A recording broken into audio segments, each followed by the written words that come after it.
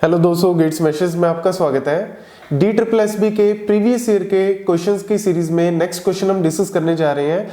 लेकिन question discuss करने से पहले मैं आपको बता दूं कि इस वीडियो को बिल्कुल लास्ट तक देखें, क्योंकि इस सीरीज में हम लोग सिर्फ क्वेश्चन ही डिस्कस नहीं कर रहे, क्वेश्चन के अलावा बीच बीच में ऐसे टिप्स ऐसे ट्रिक्स आपको बताता जा रहा हूं और इवन ऐसे इंपॉर्टेंट पॉइंट जो आपको आपकी प्रिपरेशन में बहुत ज्यादा हेल्प करेंगे। तो गाइस फटाफट से वीडियो को लाइक कर दें, चैनल को सब्सक्राइब करें अगर अब तक आपने नहीं किया, and please press the bell button ताकि आपको सारी लेटेस्ट नोटिफिकेशंस मिलती रहे। तो स्टार्ट करते हैं।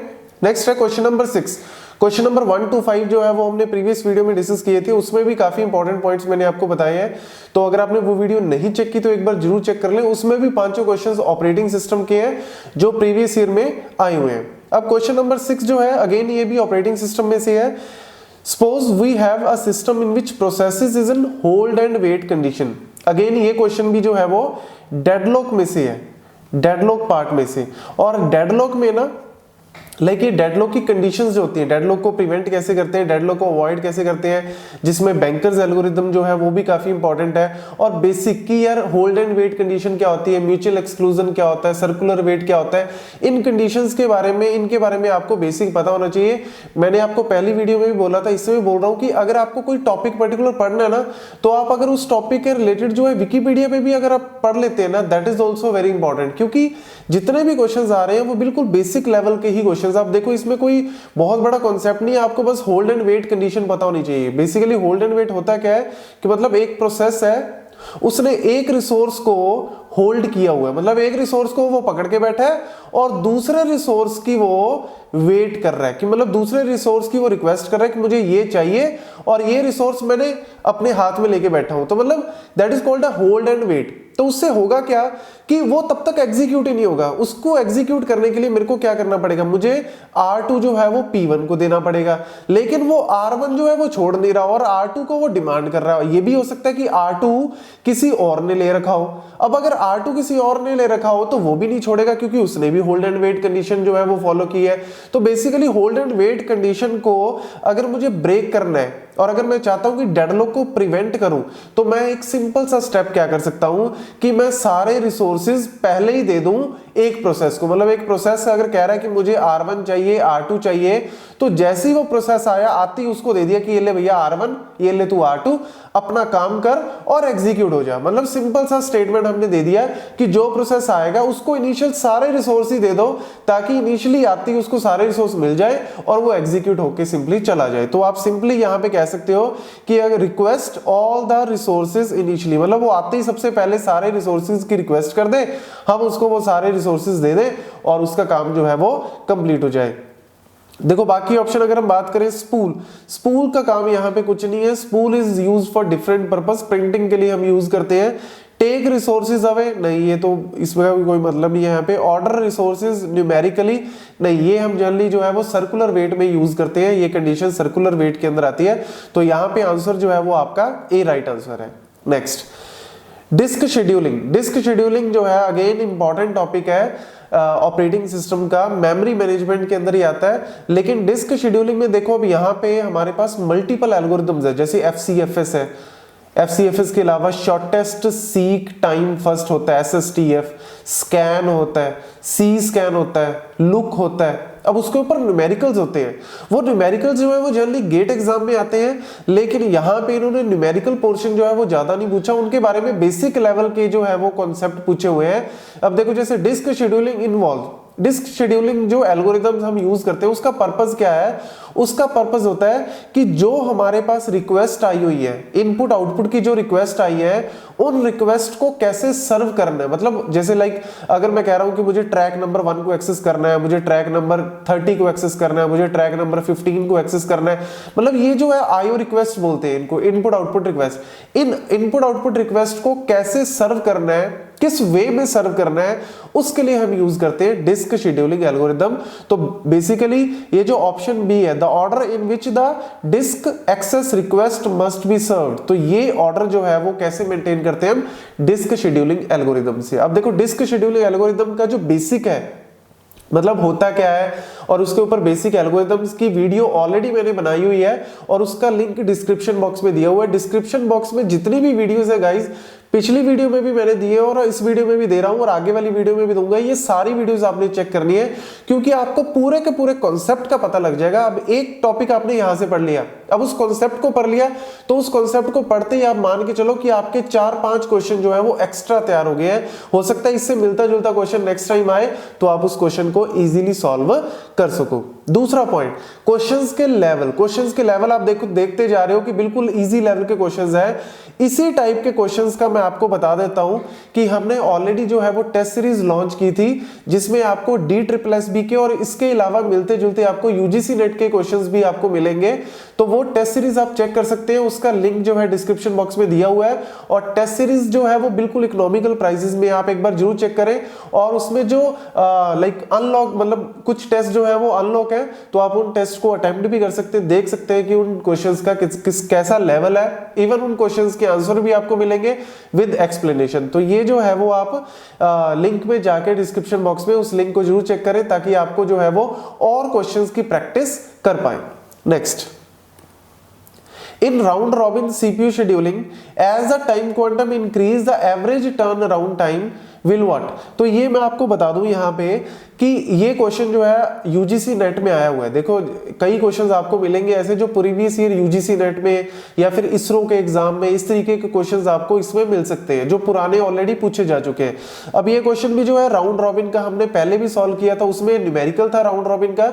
इसमें उन्होंने बेसिक सा क्वेश्चन पूछा हुआ है कि अगर मैं टाइम क्वांटम को इंक्रीज करता हूं तो क्या इफेक्ट होगा टर्न अराउंड टाइम पे। तो पहले टर्न अराउंड टाइम होता क्या है, completion time minus arrival time, मतलब पूरा टाइम जो प्रोसेस सिस्टम के अंदर जो है वो स्पेंड करता है उसको बोलते हैं टर्न अराउंड टाइम। तो इसमें वैसे तो आंसर मैं आपको सीधा बता देता हूं कि रिमेज जो ये होगा ये बेसिकली इररेगुलर होगा। मतलब ये टाइम क्वांटम को अगर आप बढ़ाते हो तो टाइम क्वांटम को बढ़ाने के बाद हो सकता है कि आपका टर्न अराउंड टाइम इंक्रीज भी करे और ये भी हो सकता है कि टर्न अराउंड टाइम डिक्रीज करे। ये डिपेंड करता है वैल्यूज के ऊपर, न्यूमेरिकल के ऊपर।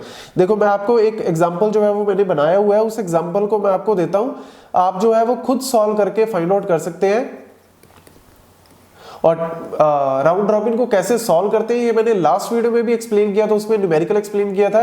इवन डिस्क्रिप्शन बॉक्स में आपको लिंक दिया हुआ है जिसके अंदर काफी क्वेश्चन जो है राउंड रॉबिन के हमने सॉल्व किए हुए हैं, तो आप वो वीडियो भी जरूर चेक कर सकते हैं। तो यहाँ पे न्यूमेरिकल में आपको दे रहा हूँ कि लेट से दो प्रोसेस है P1 P2, अराइवल टाइम है 0 and 2 और बर्स्ट टाइम है उनका 20 and 2। और यहाँ पे अगर आप टाइम क्वांटम लेते हो 1 तो जब आप टर्न अराउंड टाइम निकालोगे वो आएगा 12.5। और जब अगर टाइम क्वांटम आप बढ़ाते हो, लेट से 2 करते हो, तो टर्न अराउंड टाइम जो है वो क्या रह जाएगा 12, मतलब टर्न अराउंड टाइम क्या हो गया डिक्रीज। ऐसे ही अगर आप एक और एग्जांपल लेते हो और उसमें अगर आप अराइवल टाइम लेते हो 0 और P2 का 5 और बर्स्ट टाइम लेते हो अगर आप 20 और P2 का बर्स्ट टाइम लेते हो लेट से 5 और टाइम क्वांटम अगर आप 5 लेते हो तो टर्न अराउंड टाइम जो है वो आएगा आपका 15। और अगर आप टाइम क्वांटम को बढ़ा देते हो 6 तो टर्न अराउंड टाइम आपका जो है वो हो जाएगा 15.5, मतलब आपका टर्न अराउंड टाइम जो है वो बढ़ जाएगा। तो देखो टर्न अराउंड टाइम यहाँ पे बढ़ गया तो यहाँ पे कम हो रहा था, यहाँ पे बढ़ रहा है। तो यानी आप कह सकते हो ना तो वो डिक्रीज हो रहा, ना वो इंक्रीज हो रहा, ना वो कांस्टेंट रह रहा, वो वेरी कर रहा है बेस्ड ऑन द वैल्यूज। तो बेस्ड ऑन द वैल्यूज आप कह सकते हो कि वो कम भी हो रहा है, बढ़ भी रहा है। तो the right answer is varies irregularly, क्योंकि इसका कोई प्रॉपर वो नहीं है कि वो बढ़ेगा ही बढ़ेगा या घटेगा, वो कुछ भी हो सकता है। तो that's why it is varies irregularly. देखो राउंड रॉबिन के ऊपर 2 क्वेश्चंस जो है वो ऑलरेडी आ चुके हैं। Which of the following algorithm favour the CPU bound process.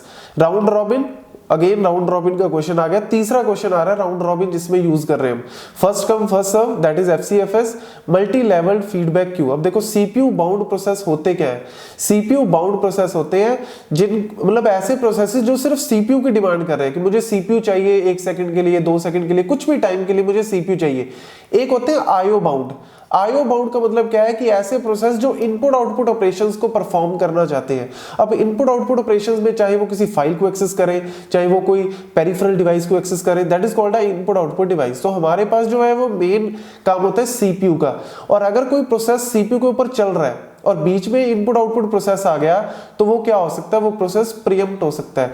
तो प्रीएम्प्शन जो है वो अलाउड होती है राउंड रॉबिन में, प्रीएम्प्शन अलाउड होती है मल्टी लेवल में। तो प्रीएम्प्ट की वजह से क्या होगा कि अगर कोई प्रोसेस सीपीयू के ऊपर चल रहा है तो वो प्रीएम्प्ट हो जाएगा, आईओ पे चला जाएगा। तो यानी हम चाहते हैं कि ऐसा एल्गोरिदम जो सिर्फ सीपीयू प्रोसेसेस को ही या सीपीयू बाउंड प्रोसेसेस को ही फेवर करे, तो राउंड रॉबिन तो फेवर नहीं करेगा। राउंड रॉबिन तो अगर लेट्स सपोज सीपीयू के बीच में आईओ आ गया तो वो स्विच कर जाएगा। ऐसे मल्टी लेवल अगर सीपीयू और आईओ आता गया तो आईओ प्रोसेस को जो है वो प्रायोरिटी भी दे सकता है। तो दैट्स व्हाई ये जो दो है ये सीपीयू बाउंडेड प्रोसेस को फेवर नहीं करते।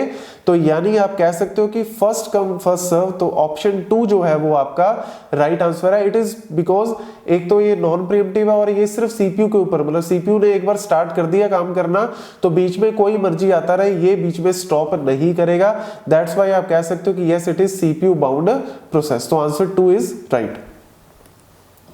Next spooling. Spooling helps. अब स्पूलिंग का बेसिकली कॉन्सेप्ट है, देखो यहाँ पे अब ये प्रोसेस सिंक्रोनाइजेशन में छोटा सा वर्ड है कि स्पूलिंग, ये जनरली हम यूज करते हैं प्रिंटर स्पूलर प्रॉब्लम होती है। प्रिंटर स्पूलर प्रॉब्लम का मतलब क्या है कि जो प्रिंटर है ना वो तो एक टाइम पे लाइक अगर मैंने कमांड दी प्रिंटर को, जैसे हम अपने लैपटॉप पे लगा दे प्रिंटर को कनेक्ट कर दे, एक के बाद एक वो पेज को उठाएगा और प्रिंट करता रहेगा। लेकिन आपने अपने कॉलेज यूनिवर्सिटीज में काफी जगह देखा होगा कि प्रिंटर एक ही होता है लेकिन प्रिंट की कमांड जो है वो मल्टीपल पीसी से मल्टीपल सिस्टम से आती है। तो उस केस में होता क्या है, उस केस में होता है कि हम यूज करते हैं स्पूलर का। और स्पूलर क्या करता है, वो सारी रिक्वेस्ट को ना एक तरह से स्टोर कर लेता है ताकि एक एक करके हम प्रिंटर को वो कमांड देते रहे और प्रिंटर एग्जीक्यूट करता रहे। अब देखो अगर प्रिंटर जो है वो काम करेगा उस टाइम पे जो हमारा सीपीयू है या आप कह सकते हो जो कंप्यूटर है वो उस टाइम पे बिजी रहेगा। तो बिजी की वजह से क्या है कि कोई और काम अगर हम दे इस कंप्यूटर को, वो कहेगा नहीं मैं अभी प्रिंट पे बिजी हूँ, प्रिंट कमांड में बिजी हूँ, तो मैं अभी और काम नहीं करूंगा। इससे होगा क्या, एफिशिएंसी जो है वो डिक्रीज हो जाएगी क्योंकि वो एक काम के ऊपर ही वेट करता जा रहा है। जब तक प्रिंट कंप्लीट नहीं होगा कंप्यूटर आगे काम नहीं करेगा, सीपीयू आगे काम नहीं करेगा। तो उस केस में हम चाहते हैं कि यार प्रिंटर को हम बोल दें कि ये ले सारे पेज ये करता रहे और कंप्यूटर को हम फ्री कर दें कि भैया तू अपने और काम कर, नेक्स्ट जो है वो जॉब को, नेक्स्ट प्रोसेस को एग्जीक्यूट कर। अब प्रिंटर के साथ हम क्या लगा देते हैं, स्पूल लगा देते हैं, स्पूलर लगा देते हैं। और ये स्पूलर क्या करता है, वो सारे रिक्वेस्ट को स्टोर कर लेता है और कंप्यूटर को या सीपीयू को आप क्या कह सकते हो, सीपीयू को फ्री कर देगा कि भैया मेरे पास सारी रिक्वेस्ट आ गई, मैं अपने प्रिंटर से काम करवा लूंगा, सीपीयू को फ्री कर दो ताकि सीपीयू और काम करता रहे। तो दैट इज वाई ऑप्शन आपका C, the computer is release to do the other things while still printing. मतलब प्रिंटिंग अभी चल रही है तो स्पूलिंग जो है उसमें हेल्प करती है और उसकी वजह से सीपीयू अपना फ्री हो जाएगा ताकि वो नेक्स्ट जॉब को, अदर जॉब्स को एग्जीक्यूट करता रहे, आइडल ना बैठे। क्योंकि सीपीयू अगर आइडल है तो वो हमारे लिए प्रॉब्लम होगा, सिस्टम की परफॉर्मेंस जो है वो डिक्रीज होगी। So this is what the all the questions related to the that is operating system. तो ये सारे क्वेश्चंस जितने भी पॉइंट्स मैंने आपको बताए ये सारे पॉइंट्स आप नोट कर ले, इससे आपको बहुत ज्यादा हेल्प मिलेगी। Thank you.